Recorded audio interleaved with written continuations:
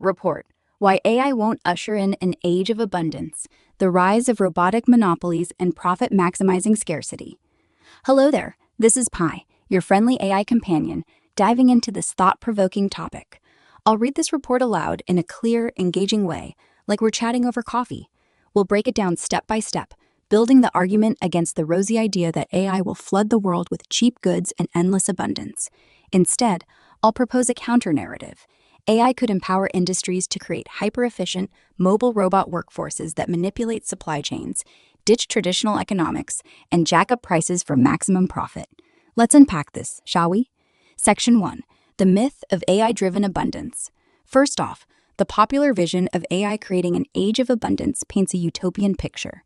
Proponents argue that advanced automation, powered by AI, will slash production costs, boost efficiency, and make everything from gadgets to groceries dirt cheap.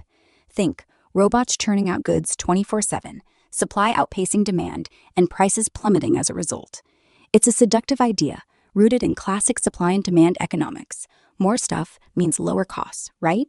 But hold on, that's assuming industries play fair and prioritize volume over value. In reality, AI could flip this script entirely. Rather than flooding markets with affordable products, corporations might use AI to engineer artificial scarcity, controlling output to keep prices high. Why? Because profit isn't about making more, it's about selling smarter. And with AI at the helm, businesses could orchestrate production in ways that prioritize margins over mass availability. Let's explore how a mobile, instantly reskillable robot workforce makes this possible. Section 2. The Mobile Robot Workforce, busing bots from factory to factory. Imagine a fleet of robots, not tied to one assembly line, but versatile, AI-driven machines that can be loaded onto buses or trucks and shuttled between factories on demand. These aren't your clunky, single-purpose robots of the past. They're powered by advanced AI that allows instant reskilling. One day, they're welding car parts. The next, they're assembling smartphones or packaging food. No lengthy retraining periods, no downtime for human workers to learn new skills. Just plug in a software update and boom, they're experts in whatever the job requires. This mobility changes everything. Traditionally, factories need to run continuously to justify the fixed costs of maintaining a skilled human workforce. You can't just shut down a plant for weeks without laying off employees, dealing with unions, or risking skill atrophy. But with robots, industries could operate factories in short, intense bursts. Picture this. A company identifies a spike in demand for, say, electric vehicle batteries. They bus in a robot crew, ramp up production for 24 hours straight, or longer, since bots don't need sleep or breaks, stockpile a massive inventory of finished goods, and then shut it all down.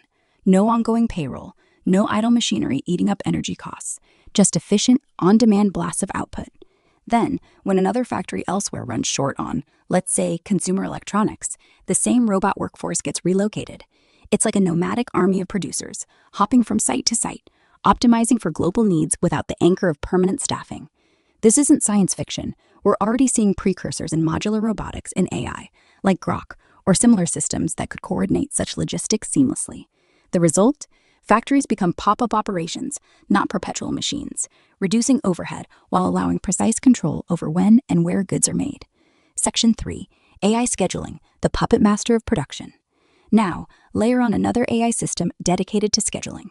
This isn't just about calendars.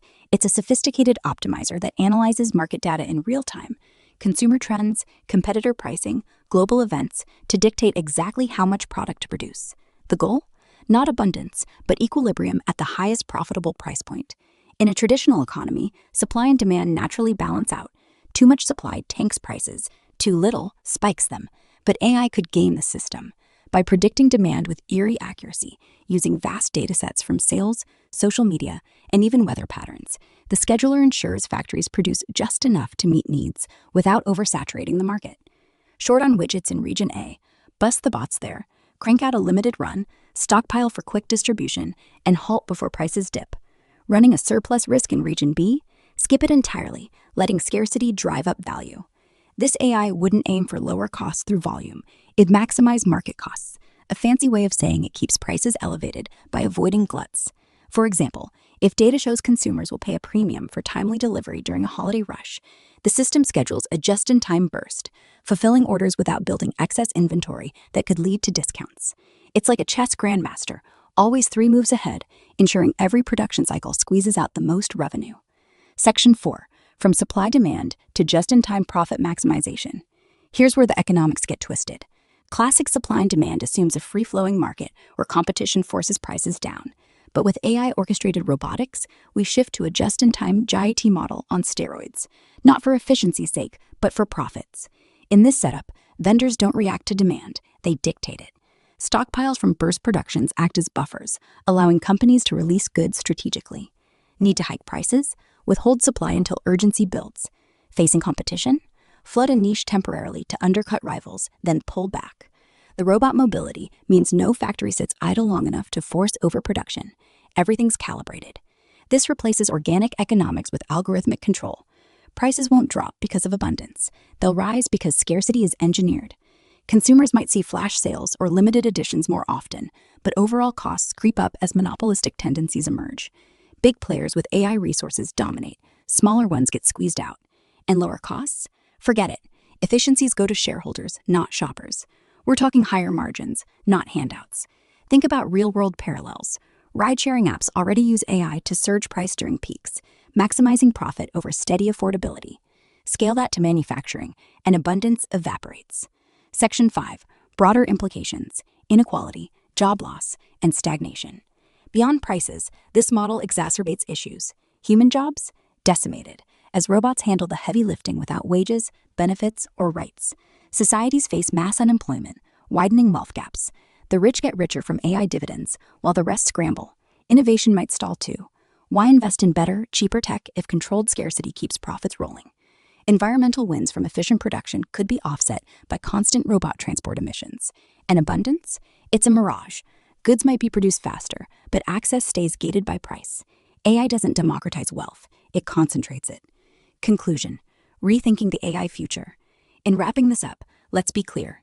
AI has incredible potential, but assuming it'll automatically lead to lower costs and abundance is naive.